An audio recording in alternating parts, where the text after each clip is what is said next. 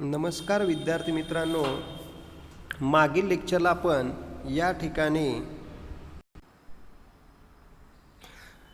सुरुवातीला आपण bookkeeping and accountancy यामध्ये पहिलं प्रकरण अभ्यासलं.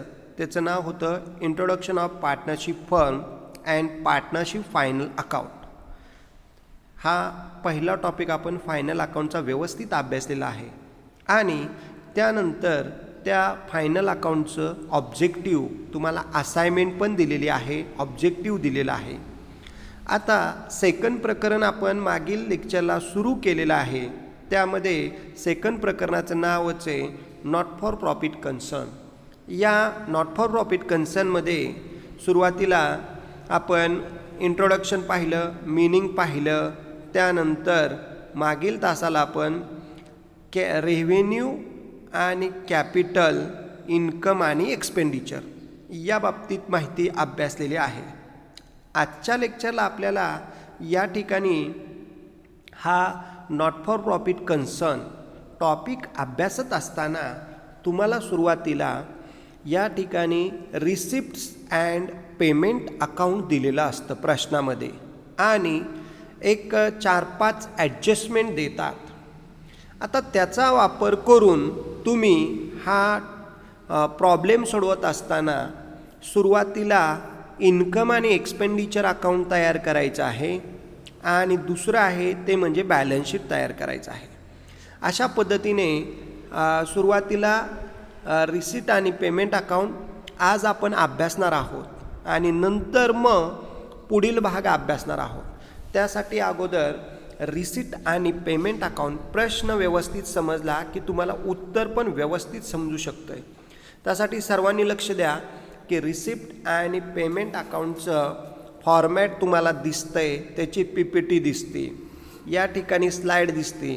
त्याच्यावरून आपल्याला अगोदर हे अकाउंट नीट समजून घेऊ म्हणजे तुम्हाला प्रश्न व्यवस्थित कळेल आणि नंतर ॲन्सर सोडवताना तुम्हाला अडचणी येणार नाहीत. बघा सुरुवातीला या ठिकाणी specimen of receipts and payment account, receipt आणि पेमेंट अकाउंटचं स्पेसिमिन फॉर्म दिला आहे बघा. In the books of receipts and payment account for the year ended 31 March 2020 काय असेल ते डेबिट साईड, क्रेडिट साईड. सुरुवातीला डेबिट साईडला बघा रिसिप्ट अमाऊंट रुपीज आणि क्रेडिट साईडला चुकून तिथं प्रिंटिंग मिस्टेक आहे, तिथं पेमेंट शब्द पाहिजे. क्रेडिटला परत रिसिप्ट आलं आहे, त्याच्या जागेवर पेमेंट अमाऊंट रुपीज असा फॉर्मॅट आहे. म्हणजे डेबिटचं रिसिप्ट बरोबर आहे, क्रेडिटला पेमेंट पाहिजे, पेमेंट. मग आज सुरुवातीला रिसिप्ट साईडला बघा हे रिसिट आणि पेमेंट अकाउंट यालाच दुसरं नाव आहे कॅश अकाउंट. म्हणजे हे कॅश अकाउंटसारखं काम करतं. रिसिट साईडला म्हणजे डेबिट साईडला बघा आलेले पैसे, इन्कम सगळे आपण रिसिप्ट साईडला लिहितो आणि सुरुवातीची कॅश बॅलन्ससुद्धा आपण रिसिट साईडला लिहितो आणि नंतर आलेले इन्कम लिहित असतो. आणि त्याचबरोबर आता बघा डेबिट साईडला, रिसिट साईडला काय काय येतं आहे ते सुरुवातीला बघा to balance brought down. Balance सुरुवातीचा ओपनिंग बॅलन्स दिलेला आहे, कॅश इन हँड हातातली रोख रक्कम, कॅश ॲट बँक बँकेतली शिल्लक आणि नंतर या ठिकाणी टू सबस्क्रिप्शन. सबस्क्रिप्शन एक प्रकारचं मानधन, रेम्युनरेशन, वर्गणी आपण म्हणू शकतो त्याला. त्यामध्ये प्रिव्हियस इयर मागील वर्षाचं सबस्क्रिप्शन सुरुवातीला, नंतर करंट इयर चालू वर्षाची वर्गणी सबस्क्रिप्शन आणि नेक्स्ट इयर पुढील वर्षाचं. या रिसिट आणि पेमेंट अकाउंटला तिन्ही वर्षाच्या एंट्र्या नोंदी आपण करत असतो.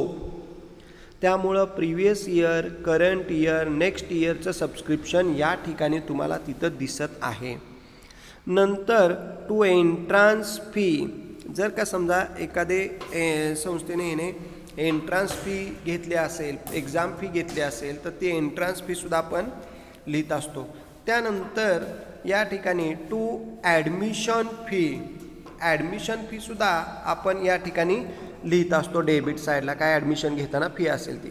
आता ही झाली पहिली स्लाईड. आता दुसऱ्या स्लाईडमध्ये बघा या ठिकाणी तुमच्या लक्षात येईल की दुसऱ्या स्लाईडमध्ये सुद्धा तुम्हाला दिसत असेल की या ठिकाणी टू लाईफ मेंबरशिप फी म्हणजे सभासदत्व घेतलेली या ठिकाणी लाईफ मेंबरशिप फीसुद्धा या ठिकाणी आपण रिसिप्टला लिहित असतो. नंतर टू लिगसीज या प्रकारे जे काय कायदेशीर फी असेल किंवा काय असेल ते आपण तिथं घेतो. नंतर टू गव्हर्मेंट ग्रँट शासनाचं अनुदान आलं तर ते पण आपण रिसिप्ट साईडला लिहित असतो. नंतर टू डोनेशन जर एखाद्या जनरल डोनेशन दिलं असेल देणगी कुणी दिली असेल तर या ठिकाणी रिसिप्ट साईडलाच लिहितो आपण.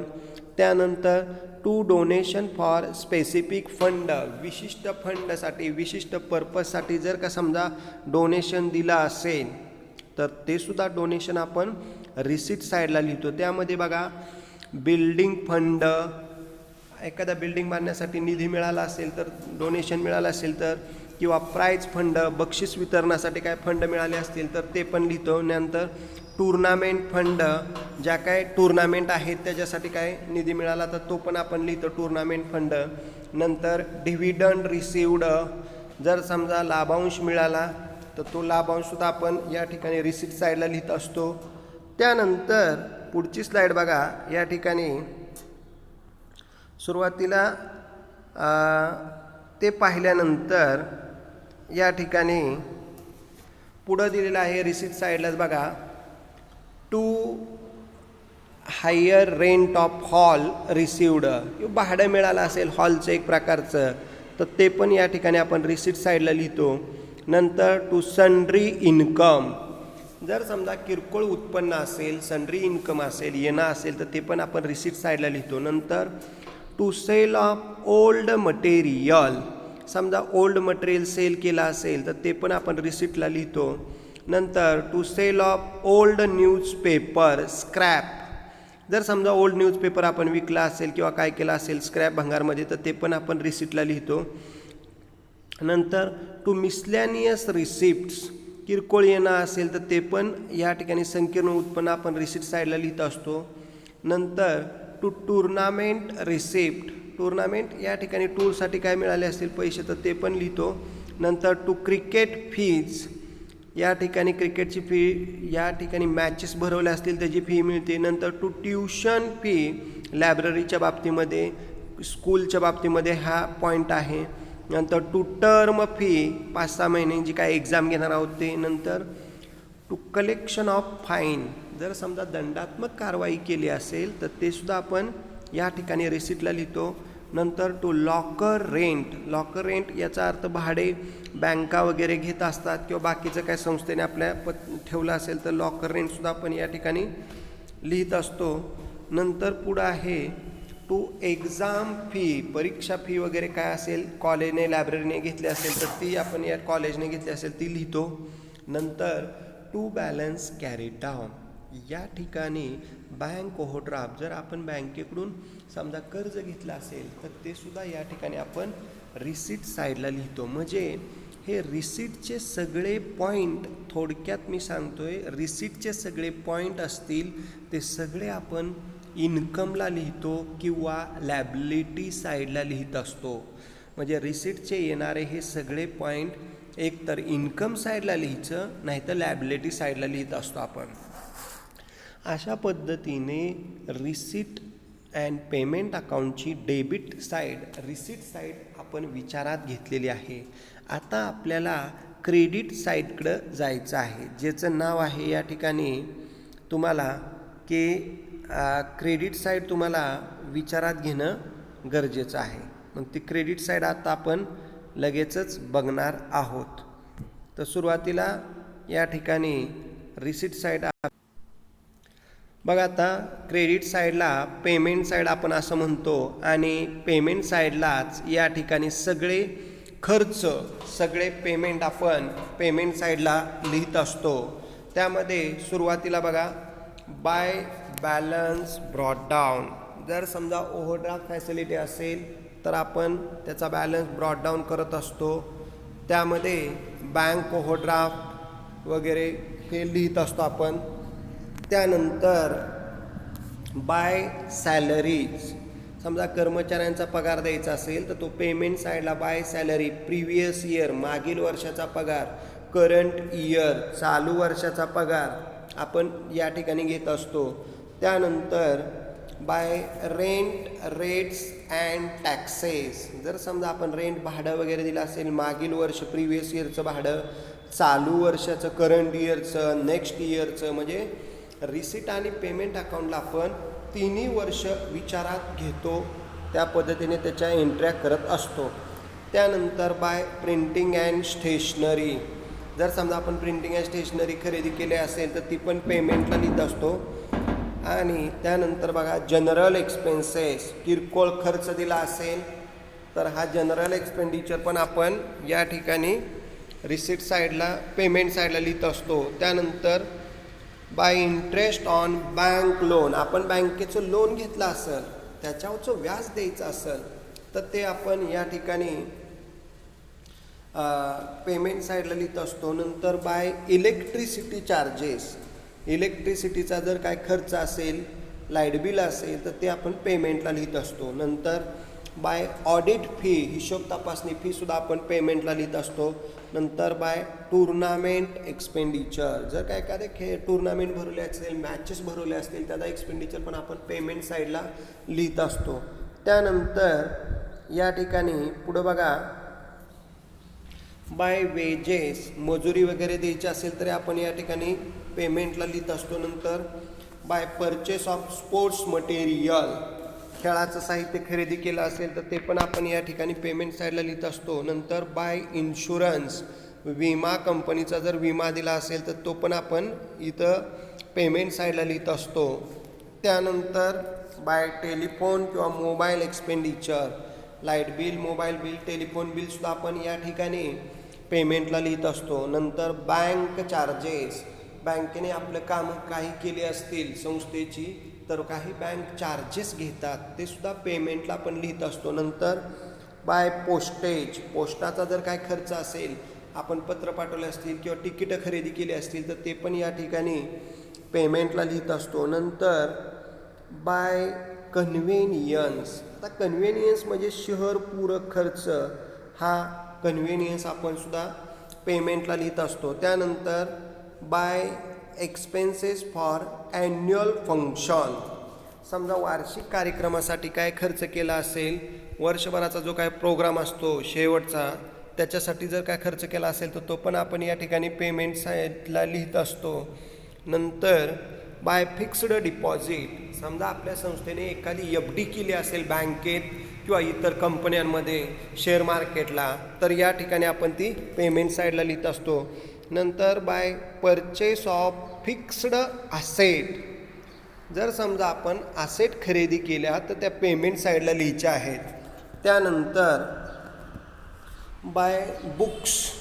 त्या असेटमध्ये बघा काय कोणकोणत्या असेट असतात. बुक्स, लायब्ररी, कॉलेजसाठी बुक्स आहे. फर्निचर, फिक्स्ड असेटमध्ये फर्निचरसुद्धा या ठिकाणी आपण लिहितो. नंतर बिल्डिंग, इन्व्हेस्टमेंट, या असेट या ठिकाणी आपण परचेस केल्या की पेमेंटला लिहितो. आणि पेमेंटचं सगळं या ठिकाणी एक्सपेंडिचरला किंवा असेट साईडला लिहित असतो. म्हणजे या असेट आपल्याला असेटला उत्तरात दाखवायच्या आहेत आणि वरचे जे काय एक्सपेंडिचर आहेत ते सगळे पेमेंट केलेले खर्च आहेत, ते सगळे एक्सपेंडिचरला आपल्याला लिहायचे आहेत. त्यानंतर बाय न्यूजपेपर, वर्तमानपत्र वगैरे काय असेल तर ते पण या ठिकाणी आपण इथं लिहायचं आहे. पेमेंटला येतं, एक्सपेंडिचरला लिहायचं आहे. बाय ऑफिस एक्सपेंडिचर, तो पण एक्सपेंडिचरलाच लिहायचा आपल्याला. बाय रिपेअर, ते पण एक्सपेंडिचरला. आणि शेवटी आता महत्त्वाचा भाग आहे बाय बॅलन्स कॅरी डाऊन. त्यामध्ये cash in hand, cash at bank, म्हणजे शेवटचा क्लोजिंग बॅलन्स आहे कॅशचा, तो क्लोजिंग बॅलन्स शीटच्या ॲसेट साईडला आपल्याला लिहायचं आहे. क्लोजिंग बॅलन्सेस कॅश आणि बँकेचे. तर या पद्धतीने तुम्हाला पेमेंट साईड म्हणजे क्रेडिट साईड ती पेमेंट साईड आहे आणि पेमेंटचे सगळे पॉईंट आपल्याला या ठिकाणी एक्सपेंडिचरला दाखवायचं आहे. म्हणजे रिसीटचे सगळं इन्कमला आणि पेमेंटचे सगळे पॉईंट एक्सपेंडिचरला. हे महत्त्वाचं गुणिले चिन्ह लक्षात ठेवा.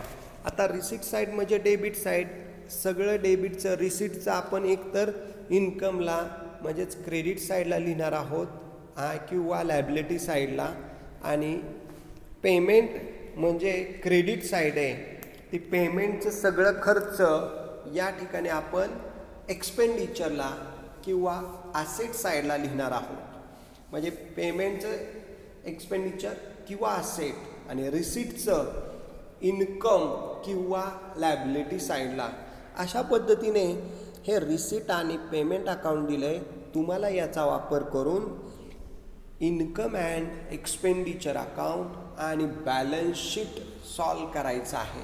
त्यामुळं एक महत्त्वाचं लक्षात घ्या, रिसीटचं इन्कमला म्हणजे क्रेडिटला येतं, रिसीटचं सगळं इन्कमला उत्तरात, आणि पेमेंटचं सगळं एक्सपेंडिचरला म्हणजे डेबिट साईडला आपण लिहिणार आहोत. अशा पद्धतीने हे एक जस्ट रिसीट आणि पेमेंट अकाउंट परीक्षेत क्वेश्चनमध्ये देतात, त्याचा वापर करून तुम्ही इन्कम अँड एक्सपेंडिचर आणि बॅलन्स शीट सॉल्व करायचे. तर या पद्धतीने हे झालं रिसीट अँड पेमेंट अकाउंट. आता आपल्याला त्याच्यात थोडंसं पुढं जायचं आहे की तुम्ही उत्तरात काय तयार करणार आहात, इन्कम अँड एक्सपेंडिचर अकाउंट. मग इन्कम अँड एक्सपेंडिचर अकाउंटचं मिनिंग समजून घेत असताना लक्षात घ्या की income and expenditure account it is a record, it is a summary of revenue income and revenue expenditure of a particular period. Income and expenditure account it is a similar to profit and loss account. हे profit and loss account सारखंच आहे आणि त्या पद्धतीनेच काम करतं. तर income and expenditure account it is a nominal account. Income and expenditure account हे नॉमिनल अकाउंट आहे. एक प्रकारच्या नॉमिनल एंट्री आपण त्या ठिकाणी घेत असतो, नॉमिनल अकाउंट आहे. मग नॉट फॉर प्रॉफिट कन्सर्नमध्ये prepare income and expenditure account. Not for profit कन्सर्नमध्ये income and expenditure account open करतो. मग त्यामध्ये all revenue expenses and losses of current year are debited and all revenue income and gains of current year are credited to this account. म्हणजे थोडक्यात सांगायचं म्हणलं तर income and expenditure account हे एक नॉमिनल अकाउंट आहे. या अकाउंटच्या डेबिट साईडला, इन्कम अँड एक्सपेंडिचरच्या डेबिट साईडला फॉर्मॅट मी तुम्हाला सांगणारच आहे, पण तरी या ठिकाणी डेबिट साईडला एक्सपेंडिचर रुपीज आणि क्रेडिटला इन्कम रुपीज असं आपण लिहिणार आहोत, आखणार आहोत. पण इन्कम आणि एक्सपेंडिचर अकाउंटचं एक महत्त्वाचं प्रिन्सिपल या ठिकाणी तुम्हाला सांगणं अपेक्षित आहे की डेबिट साईडला सगळे एक्सपेंडिचर आणि लॉसेस आपण लिहिणार आहोत आणि क्रेडिट साईडला फक्त इन्कम आणि गेन्सच आपण क्रेडिटला लिहिणार आहोत. आणि इन्कम अँड एक्सपेंडिचर अकाउंटला फक्त करंट इयरच्याच एंट्र्या घेणार आहोत. जे की आपण रिसीट आणि पेमेंट अकाउंट ह्याच्यावरचं, रिसीट आणि पेमेंट अकाउंटला काय केलं आपण, प्रिव्हियस इयर मागील वर्ष, करंट इयर चालू वर्ष आणि नेक्स्ट इयर पुढील वर्ष, या तिन्ही वर्षाच्या एंट्री नोंदवल्या या ठिकाणी आपण कोणत्या अकाउंटला, रिसीट अँड पेमेंट अकाउंटला. पण इन्कम अँड एक्सपेंडिचर अकाउंटला फक्त आणि फक्त करंट इयरच्याच एंट्रीज घेणं अपेक्षित आहे. मग त्या बाकीच्या तुम्हाला एंट्र्या ॲडजस्टमेंट म्हणून ॲडजस्ट करायच्या आहेत. बाकीच्या नोंदी तुम्हाला या ठिकाणी व्यवस्थित दाखवायच्या आहेत. मग आता इन्कम अँड एक्सपेंडिचर अकाउंटला बघा, इन्कम साईडला काय काय लिहितो आपण, म्हणजेच या ठिकाणी क्रेडिट साईडला काय काय लिहित असतो. आता क्रेडिट साईडला आपण रेव्हेन्यू इन्कम आणि गेन्स लिहितो बघा, दिसतंय तुम्हाला. रेव्हेन्यू इन्कम और gain are recorded for the current year period are credited. म्हणजे इन्कम साईडला काय काय येतं बघा, दॅट इज उदाहरण दिलं आहे तिथं, सबस्क्रिप्शन रिसिवड, त्यानंतर interest on investment received, sundry receipt, नंतर general donation received, tuition fee received etcetera. Income received for previous year or next year are not taken into this account. मागील वर्ष आणि पुढील वर्षाच्या एंट्र्या इथं घ्यायच्या नाहीत इन्कम साईडला. आणि पुढं बघा, या ठिकाणी तिथंच पुढं दिलेलं आहे आपल्याला, all income are current year received recorded from this account and outstanding income and pre-received income are considered. त्या पद्धतीने आपल्याला ते ॲडजस्ट करायचे आहे. म्हणजे इन्कम साईड ही क्रेडिट साईड आहे, तिथं सगळे इन्कम आणि गेन्स घ्यायचे आहेत करंट इयरचे फक्त. आता एक्सपेंडिचरकडे बघा बरं, तुम्हाला दिसतं एक्सपेंडिचर म्हणजे खर्च. ओनली एक्सपेंडिचर डेबिट साईडला आपण घेणार आहोत. ओनली रेव्हेन्यू एक्सपेंडिचर चालू खर्च, किरकोळ खर्च लिहायचे आहेत. Revenue losses of current year are debited to this account. म्हणजे डेबिट साईडला रेव्हेन्यू एक्सपेंडिचर लॉसेस लिहायचे आहेत. या ठिकाणी एक्सपेंडिचर साईडला बघा, आपण expenses paid for the previous year or for the next year are not taken into this account. म्हणजे मागील वर्ष आणि पुढील वर्षाचे एक्सपेंडिचर या ठिकाणी दाखवायचे नाहीत, ते ॲडजस्ट करायचे आहेत आपल्याला. All expenses pertaining to the current year whether actually paid or not paid during the previous year or current year are taken into account. In other words, outstanding expenses and prepaid expenses during the previous year are considered. म्हणजे मागील वर्ष आणि पुढील वर्षाचे outstanding काय असतील, देणं बाकी असेल तर ते आपल्याला या ठिकाणी ॲडजस्ट करायचे आहेत लायबिलिटी साईडला किंवा ॲसेट साईडला. आता पुढं नेक्स्ट स्लाइडला या ठिकाणी दिसतंय बघा, इन्कम अँड एक्सपेंडिचर आपल्याला काय दाखवतं, शोज सरप्लस म्हणजे एक प्रकारचा प्रॉफिटच आहे, or deficit loss of the concern. म्हणजे जसं आपण प्रॉफिट लॉसला नेट प्रॉफिट किंवा नेट लॉस लिहित होतो, तसं हे इन्कम आणि एक्सपेंडिचर अकाउंट आपल्याला सरप्लस म्हणजे नफा दाखवतं, मिळवून दाखवतं, किंवा डेपिसिट म्हणजे लॉस दाखवतं, तो आपल्याला फाइंड आउट करता येतो. तो काढताना बघा पुढं दिलेलं आहे, excess of income over expenditure. म्हणजे इन्कम क्रेडिटची टोटल जास्त असेल, डेबिट साईडला फरक आला की त्याला म्हणायचं सरप्लस.